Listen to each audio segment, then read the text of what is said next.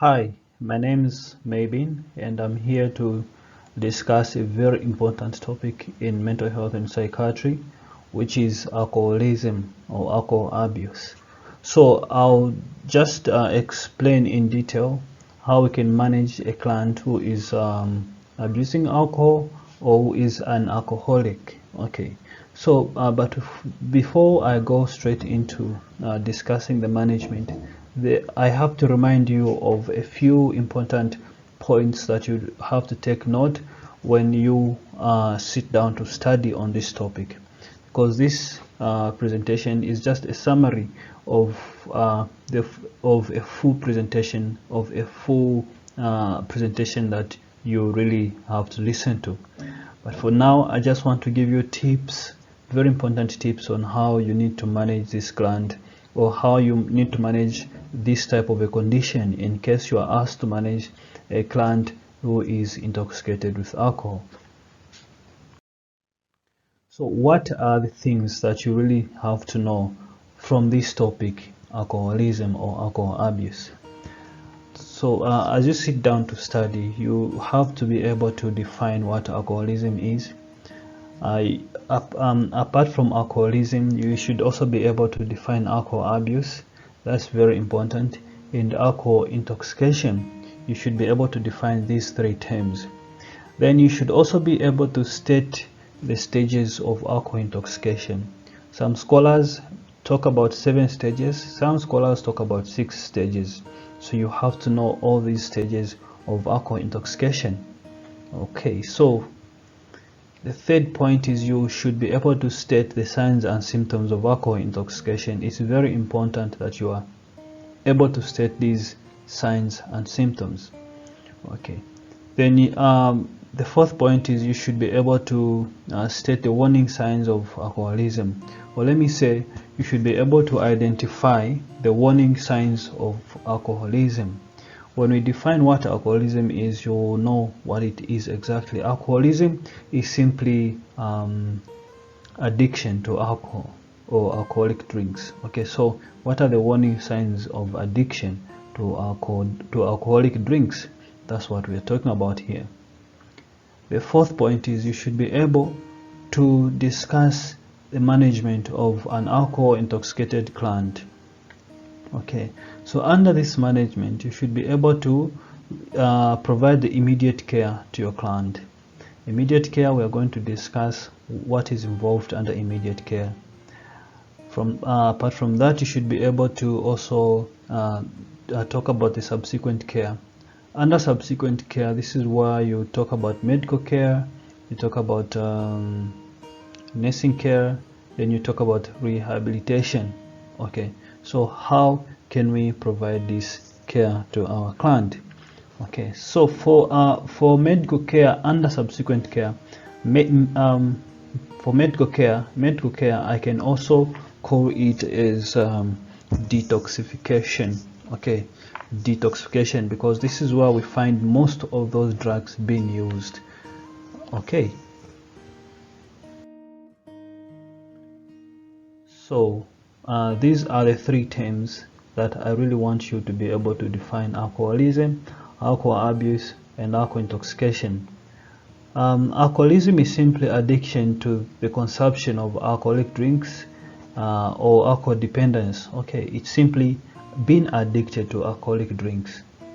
Okay, then alcoholism, of course, has its own signs and symptoms that we are going to talk about here, but those signs and symptoms are not different from alcohol intoxication. The person with alcoholism also has the same signs a person who is just intoxicated with alcohol will have, but there is one differentiating feature between alcoholism and alcohol intoxication. I think you understand this. The differentiating feature between alcoholism and alcohol intoxication is that for alcoholism there is what we call physical dependence. Okay, then alcohol intoxication, the person is not necessarily addicted to alcohol, he is just abusing alcohol. He is taking too much alcohol than usual, so he becomes drunk. Alcohol intoxication is the in layman's language, it's the term we use as being drunk. Okay, so this person is in their altered mental status because they've taken too much alcohol. Yeah, they've become intoxicated. Okay, so that's the difference between the two. Alcohol abuse, on the other hand, is simply the use of alcoholic beverages to excess, either on individual occasions, which involves binge drinking, or as a regular practice. Okay, so I think you can tell the difference now between the two, between the three terms here. Alcohol intoxication may come as a result of alcohol abuse, and also alcoholism may come as a result of alcohol abuse, because alcohol abuse is simply the misuse of alcohol, of course, where someone is taking too much alcohol than they are supposed to take on a regular basis, or just on special occasions. Okay, so what are the signs and symptoms of alcoholism? Remember, I mentioned to say the signs and symptoms of alcoholism are not so different from signs and symptoms of alcohol intoxication. What you will see the client with alcohol intoxication presenting with, like having a mental an altered mental status, vomiting, or euphoria, all those, anxiety, all those signs and symptoms. Okay, ataxia, all those can also be seen in a patient who is dependent on alcohol, who is an alcoholic. Okay, now under alcoholism, there are what we call two major warning signs and symptoms. So we have what we call alcohol tolerance and alcohol withdrawal. Under alcohol tolerance, this is when the body the body is able to tolerate a certain amount of alcohol than it used to when you were just exposed to alcohol. Okay, the simple example I can give on this one is that when you first begin to take alcohol, when you first begin taking alcohol, you might be getting drunk with just one bottle of alcohol, but then after some time that one bottle is no longer enough to get you excited, hence you resort to taking two bottles. Two bottles may no longer be enough again, then you resort to taking three bottles. Three bottles, you go to four bottles, just like that. You continue increasing on the volume of alcohol that you are consuming. Then that is a danger sign that you are heading towards alcoholism. You are heading towards being dependent on alcohol. So alcohol tolerance, it's one of those major warning signs of alcoholism. Then withdrawal, that's the second major warning sign of alcoholism, alcohol withdrawal. A person will present with withdrawal symptoms such as anxiety, excessive sweating, tremors, okay, tremors or shaking when they've not taken alcohol. Okay, a typical example is of a person who takes too much alcohol. When he wakes up in the morning, he becomes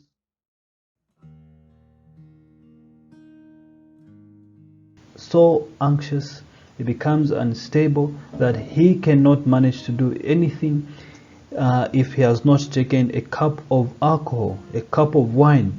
So until he takes this cup of alcohol, that's when he's going to be stable, his tremors will disappear, his anxiety will disappear, and he's going to become stable.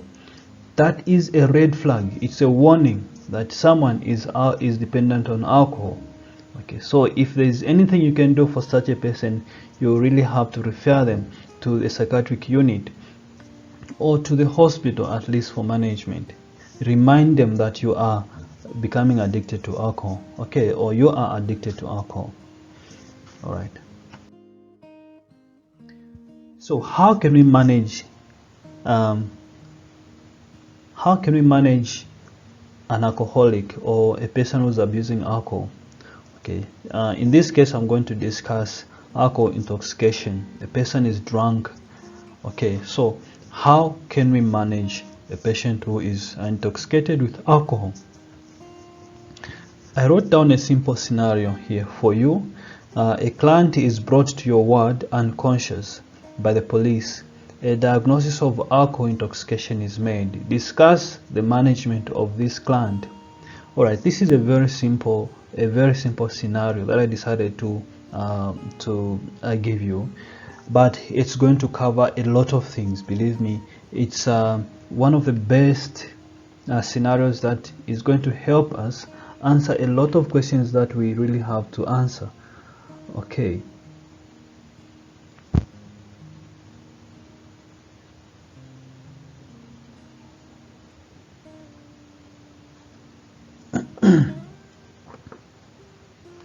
Okay, so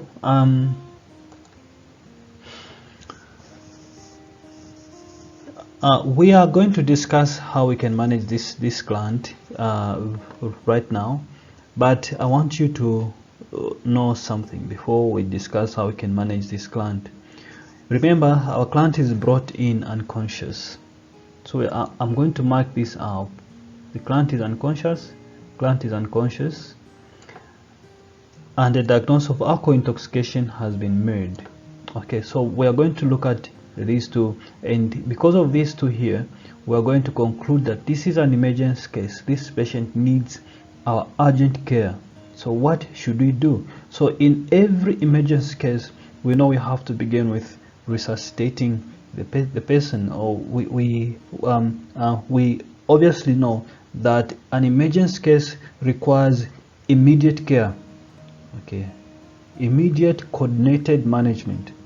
Okay, so but before we discuss this question, I would like to just highlight a few things about what type of questions you can have.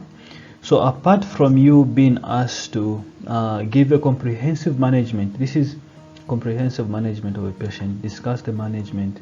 Here they've not separated, but okay, let me just mention first of all what I'm trying to explain to you here. So there are different types of questions that you can be asked just from this question. From this scenario, you can just be asked, you can be asked to give a comprehensive management. Okay, so in this case, discuss the management of this client. What we have been given is a comprehensive management. We have to give a full management of this patient. Talk about the full management. Okay, so in your answering of this question, you have to write everything that is going to be happening about this patient, the medical management, the nursing care, resuscitation, everything. Talk about them. Okay, that's comprehensive management. They've not specified to say just give nursing care. Now, the second question that you may be asked, the second type of question that you may be asked just from this scenario is to just give the nursing management, give the nursing care. The question could have been discuss the nursing care of this client, meaning your only interest here is how you are going to nurse the client in their state. How are you going to provide this nursing care as a nurse? Okay, I'm sure that was going to be much easier, but still we are going to discuss how we are going to do all of these managements. Okay, so the third type of question that you might be asked is discuss the rehabilitation, okay, or rehabilitative measures for this client. So this is another type of management that can just be isolated. It can be specified to say you have to rehabilitate this client. Okay, meaning the client has gone through all this management, all this care, and then he is recovering. He has recovered. Now you have to rehabilitate them. How are you going to rehabilitate the client? So just talk about the rehabilitative measures that you are going to put in place. Okay, so in this presentation I'm going to talk about all these. We are going to talk about all these because what we are looking at is a comprehensive management. Under comprehensive management, we have to talk about everything. Resuscitation, as I said, we have to talk about medical management, we have to talk about detoxification, we have to talk about rehabilitation. Okay, everything. So I'm going to okay, so let's check on the next slide what is there for us. Right, so we are still on the management. Our management is going to be separated into two. We are going to have immediate care and subsequent care, and always you have to put immediate care as your first. That is the first thing you have to start talking about, immediate care. Okay, write your subheading as immediate care. If you're taking notes right now, under management, write immediate care as your subheading. Okay, subheading number 1. Then under immediate care, that's when you have to write your aims. Write your aims for immediate care. What are your aims for this immediate care? This immediate care can also be called resuscitation. Okay, yeah, but write your aims under the subheading for immediate care. Then these aims are the aims for immediate care, and you have to, of course, our aims are to maintain a patent airway, to prevent complications, and to resuscitate the patient. I think these three are enough, but there are a lot more aims that you can talk about, or you can mention here. Okay, so I've just given you those three aims: to maintain the patent airway, to prevent complications, and to resuscitate the patient. Those are enough, at least to give you a full mark. So one more reminder is that under aims, always remember to write just 3 aims. They are enough. Don't write less than 3 or just 2. No, at least write 3 aims. Okay, then initial management.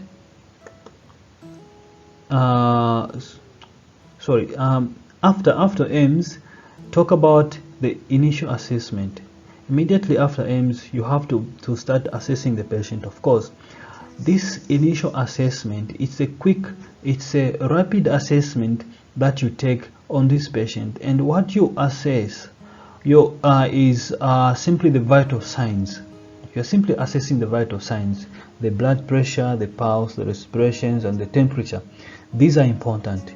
We know why they are called vital signs, because they are an indication that someone is alive.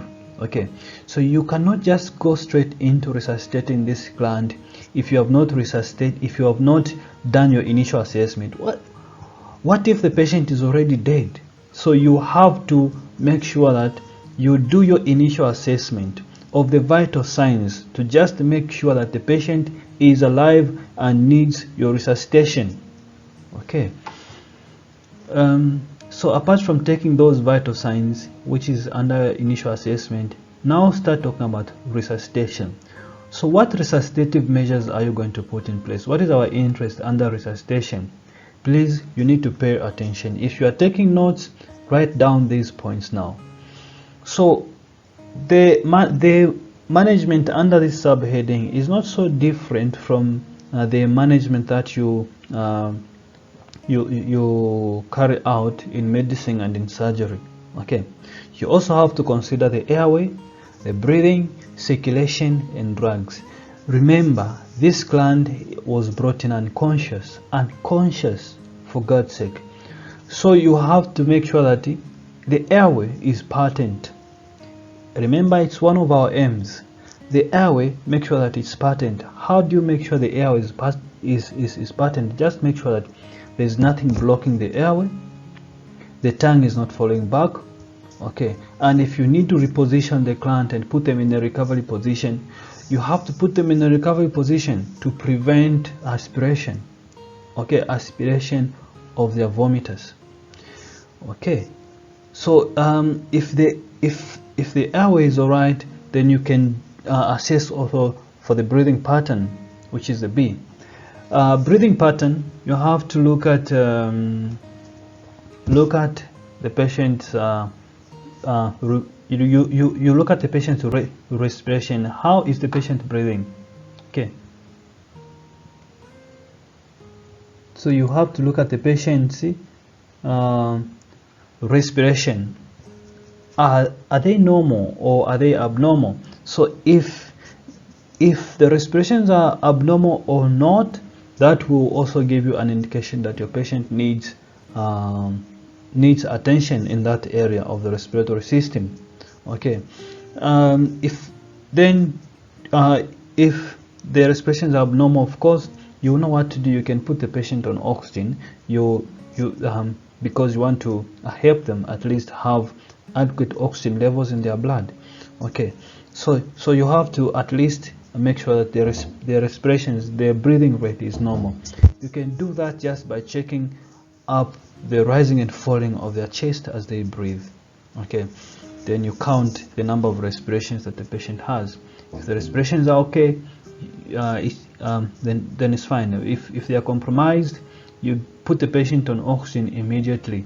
Okay, or you help them breathe. Okay, then you can also attend to the circulation. The circulation is to do with the cardiovascular system. So you have to just make sure that the blood supply is adequate to the extremities through the mucous membrane as well. You can see that the peripheral blood supply is adequate. You can also check for the circulation by making sure that the pulse of the patient is okay. Okay, so if the pulse is within normal range, then the patient is fine, of course. But if the pulse is abnormal or it's subnormal, then you need to do something about it. Okay, so under circulation, you can now cannulate the patient. You insert an IV line. Okay, this is for the administration of IV fluids. We know this client is going to need IV fluids. Okay, he's intoxicated with alcohol, so you have to make sure that you cannulate the client under circulation. Cannulate immediately, then you start giving the IV fluids. So these IV fluids, now you can discuss them under drugs. Okay, under drugs, we are still under resuscitation, the ABCD. So the D part, where you talk about drugs, now start talking about what you are going to administer to this client in order to resuscitate them. So you take note of this. This client will need rehydration. So you have to rehydrate this client with 0.9% normal saline. Then you can give about you can give 5% dextrose in 0.45% normal saline. So you have to dilute dextrose 5% in 0.45% normal saline. Then you can also administer what you call a coma cocktail. Okay, a coma cocktail involves naloxone and thiamine. Usually these two are given in patients who are unconscious. Okay, who are unconscious. We know thiamine is a vitamin and naloxone is an opioid antagonist. Okay, so for naloxone is going to work on the effects of alcohol. Then thiamine, of course, is going to also it's a vitamin, and it's also going to work on the effects of alcohol, and it's going to replace some lost vitamins. Okay, apart from that, you can also give glucose after you've checked the blood sugar levels. You can also do you have to give glucose, of course. I think I've talked about dextrose already, but you can give dextrose about 10% to this client. Okay, if the sugar levels are compromised and if the patient is in I've already talked about naloxone and thiamine. If you of course give them when the patient is in an altered state, in an altered mental state. Okay, then if the patient if the patient is seizing, if the patient has got seizures, is fitting, you can give them diazepam. If they are anxious, too anxious, you can give the patient diazepam. And you can also do just a quick evaluation of the spinal cord to see if you suspect any trauma. Okay, so I think that's enough about about immediate care and the resuscitation part.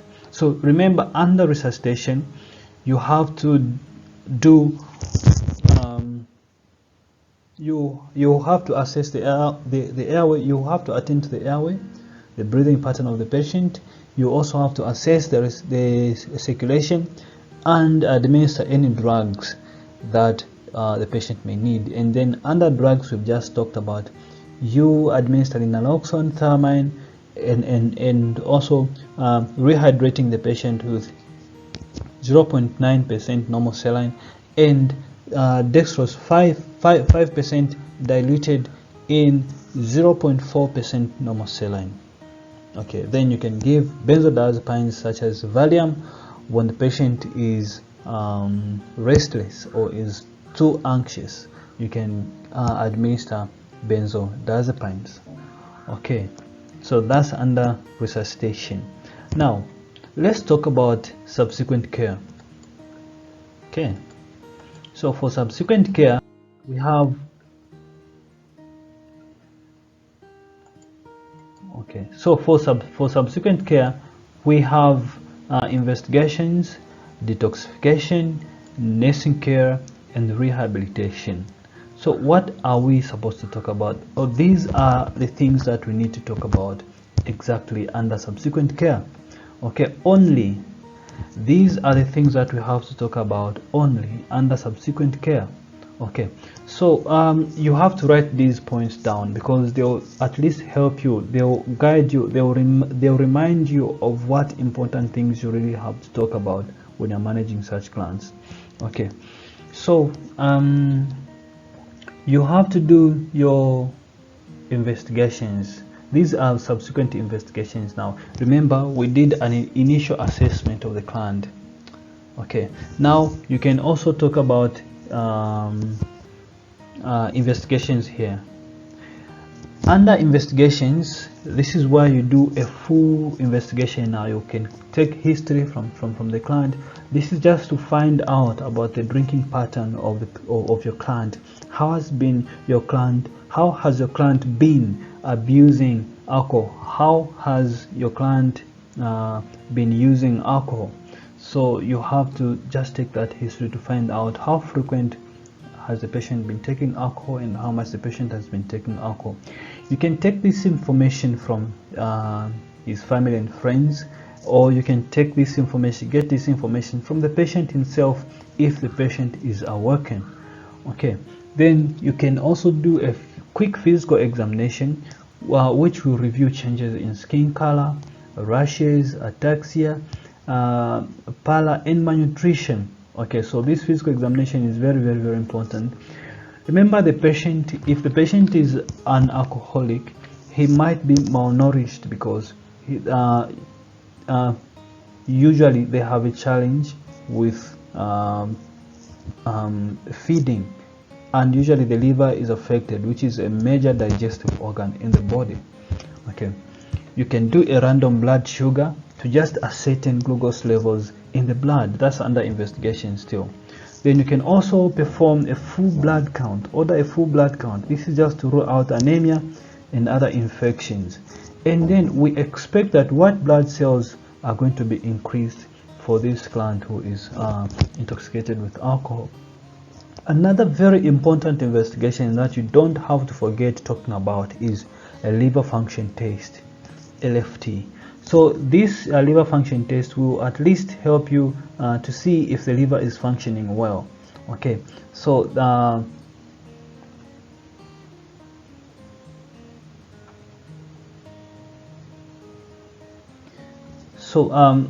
through the liver function test, you will see that aspartate, amino acid transferase, and alamine amino transferase are actually going to be elevated in this patient with alcohol intoxication. Okay, then you can carry out a neurological examination to show just how the brain is functioning. It's very, very, very important. Okay, then you can also do a chest x-ray to rule out any chest injuries and cardiac complications. Okay, so that's under investigation only. You are done. Then talk about detoxification. Now from investigations we go to detoxification. Detoxification is a very, very important stage. You really have to pay attention to this one, and don't forget to talk about detoxification. Okay. So at this stage, what you are your main concern is handling or managing the symptoms, the signs and symptoms of alcohol withdrawal. Remember, detox is simply sudden weaning. What that means is that the patient has suddenly stopped taking alcohol. Now that sudden cessation of alcohol intake brings some very bad effects to the patient, and some people have died due to alcohol withdrawal symptoms. Okay, so you have to handle those symptoms, handle those signs and symptoms, because they are really disturbing to the client. Okay, so under this sudden weaning, your main aim is to make sure that those withdrawal symptoms are managed and they are not disturbing your client. Okay, then we are going to talk about the nursing care. What points are you supposed to include under your nursing care? It's very important that you take a look at this as well. Now remember, people, nursing care, when you start talking about nursing care, you talk about whatever you're going to be doing about this patient from admission to the time you are going to be discharging this patient. Okay, now it's just that here we are writing things in paper, on paper, and things must be in order. Okay, but otherwise nursing care does not come out as second last when you are on the actual ground managing an actual patient. On the actual ground, you begin from the same from admission. You start providing your nursing care. Okay, so after nursing care, we're going to discuss rehabilitation. How can we rehabilitate this patient? Also on this one, I'll just give you quick hints and points that you really have to talk about. Okay.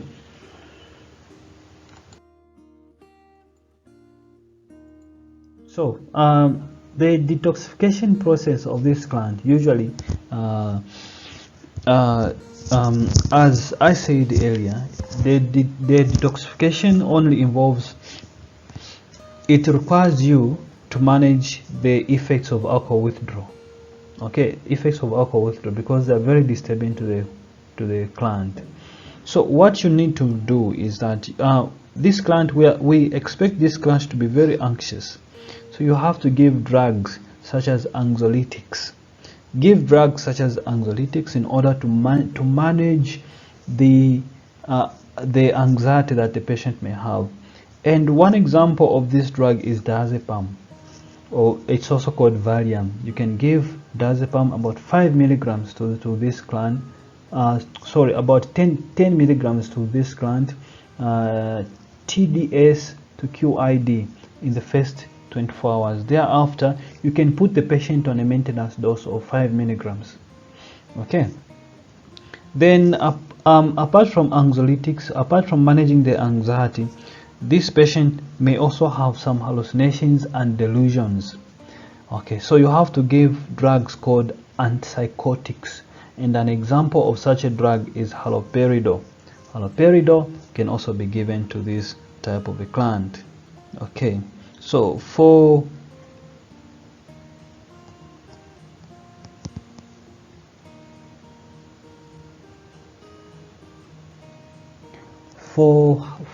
haloperidol, you can give injectable, and you can give about 10 to 15 milligrams.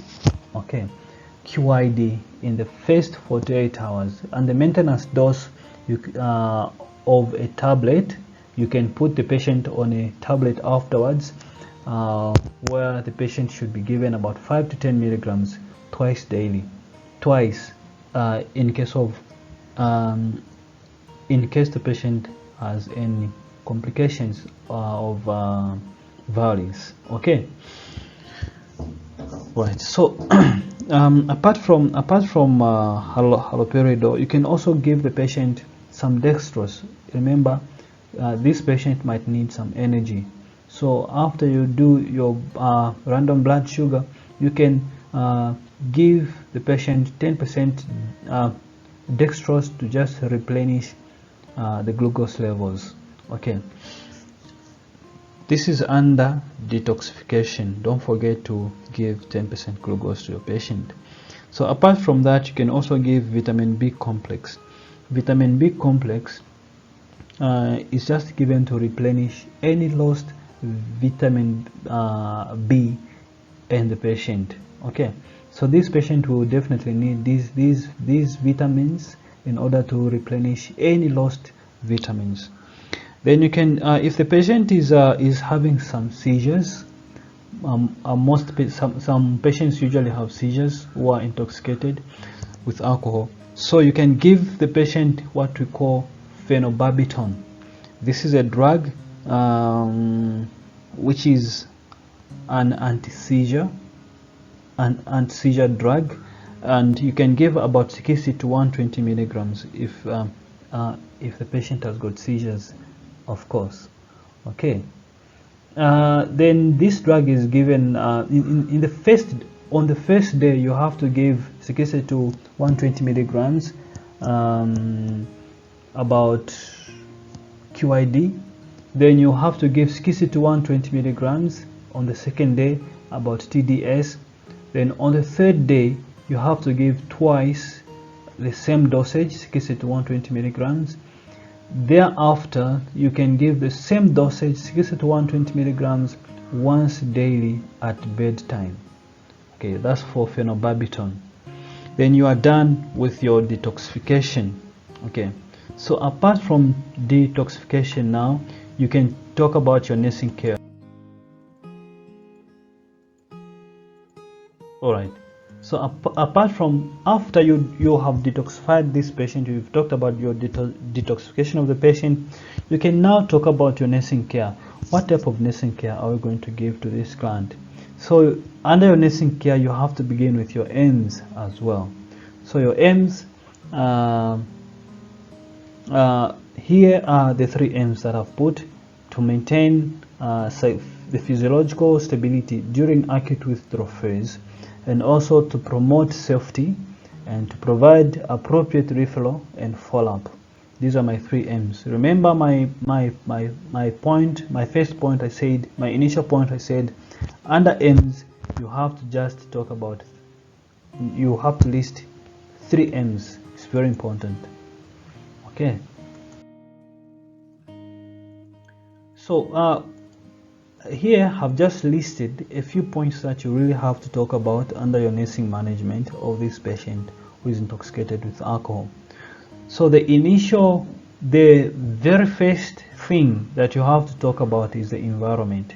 Environment is very important because you have to talk about where you are going to nurse your patient from. Okay, what type of environment are you going to nurse this patient from? So we know our patient is unconscious and we will need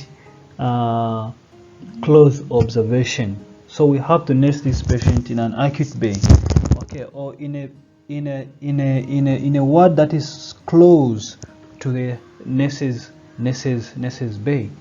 Okay, so we have to nurse this patient in an environment that is very close to the nurse's station or nurse's bay for close observation. Okay, and there must be adequate lighting in this environment, and this environment must have everything required for resuscitation. Okay, like a ventilator, you also need a drip stand, you need all those things, you need oxygen in that environment. So you just make mention of those things that you will need in that environment. Okay, Then of course you also have to talk about maintaining safety. Safety of course involves a lot of things. This is a patient who's unconscious. He's not able to protect himself.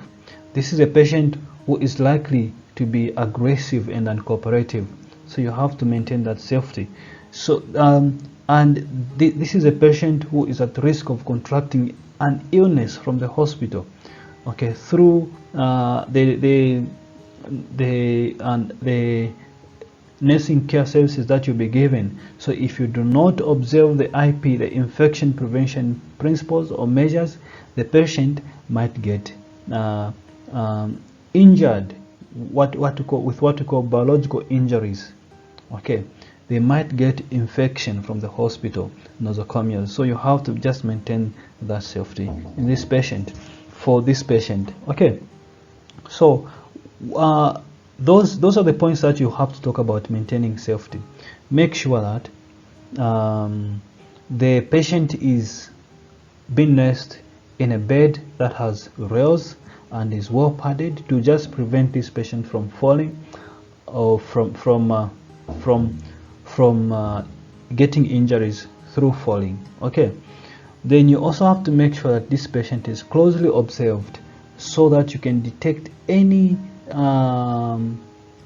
attempts to hurt himself or to hurt others or to hurt you. So you have to make sure that you closely observe this patient to detect any sudden changes in mood or in any aggressiveness. Okay, you have to detect any signs of aggression on time or in time. Okay, then apart from that, you also have to make sure that the environment has got adequate lighting so that you are able, of course, to prevent any unnecessary injuries. Okay, so you also have to make sure that the environment has nothing that the patient has nothing that the patient can use in order to harm himself or to harm others in that environment. Safety precautions, and just make sure that the drugs that are being used, the patient has no access to those drugs. Those are just safety measures that you can talk about. Also, if the patient becomes aggressive, just take precautions. Do not try to act as a hero. Make sure that you call for help and come and handle the patient. If the patient needs physical restraints, of course, which might be very rare, you can utilize them just to make sure that the patient is safe. If you need chemical restraints, you can give the patient such medication to just restrain the patient from being violent. Okay, that's maintaining safety. Then under psychological psychotherapy or psychological care, this is just a form of counseling in mental health, and this psychotherapy is usually a continuous kind of care. It goes even after discharge. Okay, so here you just have to give, when the patient has recovered, you can of course give the patient a platform to ask questions so that you answer those questions and just allay the patient's anxiety. And then you can also give the patient options where he can choose from in order to make his own decision on how he wants to live his life. Okay, so you have to just in general, you have to counsel the patient about alcohol and his life and how it's affecting his life and his family. Okay, then you just help the client make decisions that are beneficial to them. Okay, this psychotherapy of course can also be given to the family members. They also have to be brought in. They should not be left out.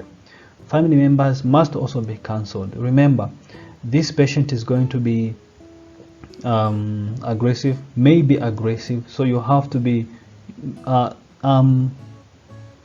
you have to explain to the family that when the patient is portraying verbal aggression, the family members should not take that personal. Okay, they should not internalize that. They should just overlook it and take the patient as their own, because once they internalize that, they will not be able to help out the patient through his recovery. Okay, then apart from counseling the family, or just apart from giving this psychotherapy, you can also talk about nutrition. Nutrition, of course, we know this patient needs to feed. Okay, so if the patient is still unconscious, this is where we are giving dextrose 10%. If the patient becomes conscious and is able to feed, you can give the patient some food to eat orally. Okay, just to make sure that the patient has enough energy and their nutritional status is not lost. So if the patient is malnourished, of course you want to at least give them that diet full of proteins and full of proteins and carbohydrates for energy and body building as well. Okay, so you can also encourage the family to bring the patient some food that he would love to eat. Okay, then you also have to encourage the family. If you have to refer this family to a trained nutritionist, a specialist, or a dietitian, you can refer them to such a person so that they receive counsel on nutrition. Okay, but your main duty on the ward is to just make sure that your client is feeding, your client is provided with at least enough energy. Whether he's unconscious, he will still need that energy, so you have to provide this patient with food somehow. Okay, then on elimination, you have to talk about of course this is a human being, is a patient, and he needs to also eliminate. This is one of those activities of daily living, elimination. So your client if your client is still unconscious, of course you can talk about you catheterizing the patient so that he's not able to pee to urinate on their beddings. Okay, and if the patient is unconscious, of course you can also talk about you at least wrapping the patient in a diaper, or just making sure that their beddings are cleaned whenever they open bowels. When the patient becomes conscious and they want to open bowels, or they want to go to the toilet, of course you can help them out of bed to the toilet. Okay, if they just want a bedpan there, you can give them that option to just get a bedpan, to use a bedpan. Okay, nutrition and elimination are very important. Now remember, comrades, some of these subheadings may not need a lot of points for you to talk about. What we just want to know is that you know that you really have to talk about this. Okay, you know that you really have to attend to the patient's elimination, to the patient's nutritional status. That's what we are interested in. Okay, so apart from elimination, observations are very important. You know, this is a patient who needs close observation. He came in unconscious, so he will need close observation in order to detect any changes from normal. Okay, any signs of aggression, you have to detect them on time. Any changes in their respiratory system, if the patient is choking, you have to identify that on time. So the patient will need close observation of all the vital signs and also of their behavior. Okay, that's under observations. Hygiene is also an important part here. This patient, of course, came in unconscious. You have to make sure that if it's giving the patient a bed bath, you give the patient a bed bath. When they recover, if the patient and if the patient is able to walk himself to the bathroom, you can give them an assisted tub bath. Okay, where you have to just assist this patient to take a bath in the bathroom. Okay, but while the patient is unconscious, of course, you can you can attend to their hygienic needs by giving them a bed bath nicely and comfortably in the bed. Okay. Okay, so apart from the nursing care, after the nursing care, sometimes you might be asked to just discuss the rehabilitation of this client. So how can you rehabilitate the client? Rehabilitation is a long process. It's an involving process, and the patient must be fully involved as well. Okay, so the patient must actually be willing to go through the process. It's the patient's efforts that matters here. Okay, whatever you do as a nurse may not have that effect on may not have that impact if the patient is not willing to live a sober life. Okay, so the process begins while the patient is admitted in the ward.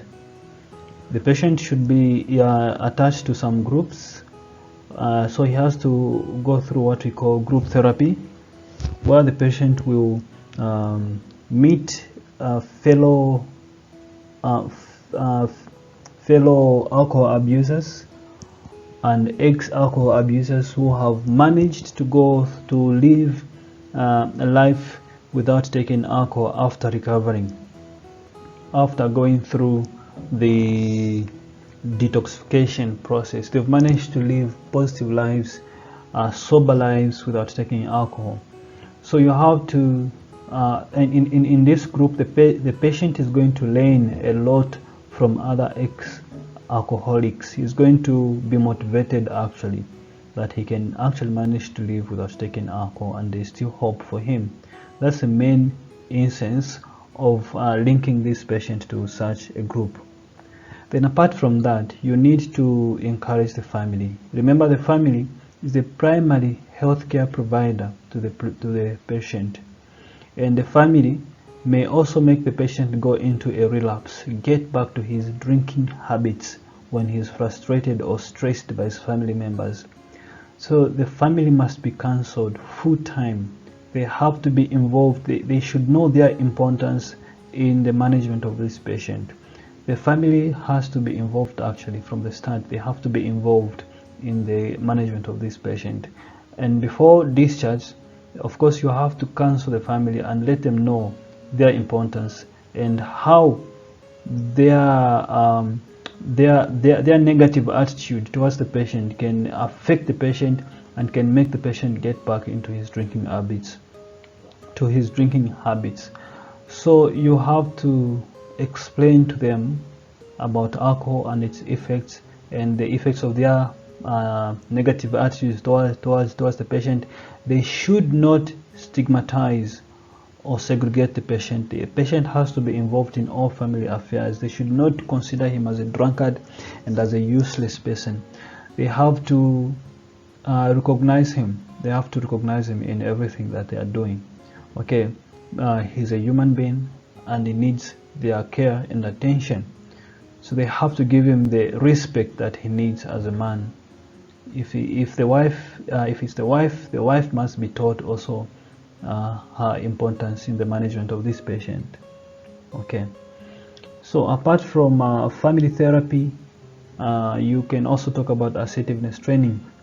Assertiveness training, this is a session where you have to train this patient how to express himself appropriately without hitting other people. Remember, the patient is at risk of being aggressive. Okay, aggressive because maybe he's misinterpreting what people are doing in his life. He might be delusional and he may have hallucinations. Okay, so just that, or he may have because of having an altered mental status, the patient might be aggressive. So this assertiveness training actually is given to the patient when he is recovering, because that's when he can learn properly. So you need to teach the patient how to express himself without hating other people. He should not be aggressive in his in the way he talks to people or the way he handles other people physically. Okay, so he has to learn how to be polite, how to say how to make requests, and how to say no to unnecessary demands. Okay, it's very important in psychiatry. And apart from that, the patient has to be counseled. He has to go through psychotherapy about lifestyle changes, making a change in his life. He has to change certain habits. Of course, the main habit that we want this patient to change here is taking alcohol. Okay, so how does he stop taking alcohol? You have to listen to him, listen to the patient as he explains, and then give him options. Okay, you can give him options on how he can at least manage to live without taking alcohol. He should not be exposed to the bars. Of course, he might be coming from a community where bars or shebeens are everywhere, but he should avoid by all means to visit such places when he knows he can easily be tempted to take alcohol by his friends. So as long as he's still not strong yet, he should avoid just visiting the bars. So you need to give this patient options, give him options about how he can make changes to his life, or what should he replace alcohol with. Some people, when they are just beginning to stop alcohol, they, instead of taking alcohol, when they have that age to take alcohol, they take tea, black tea, some take black coffee, and some just take activated charcoal. Okay, activated charcoal, and they become better. So you have to at least give your patient that psychotherapy on lifestyle changes. Then you have to link this patient, of course, to some groups, some like social welfare for financial support and all those things, the churches for spiritual support, the community health workers, of course, for support in the community when the patient needs anything. These community health workers are volunteers. They can be helping out the patient. Some alcohol anonymous groups. These are groups where the patient is going to be meeting other people anonymously to discuss about how they should live a sober life without taking alcohol. Home visitations by you as a staff member are very important to the patient and very encouraging. So you have to pay your patient these home visits. Okay. Yeah, so that's about rehabilitation, and these are the few points that I've listed that you can talk about, but there are a lot more points that you can think of that are important to discuss under rehabilitation. I wish you the best as you study. Thank you.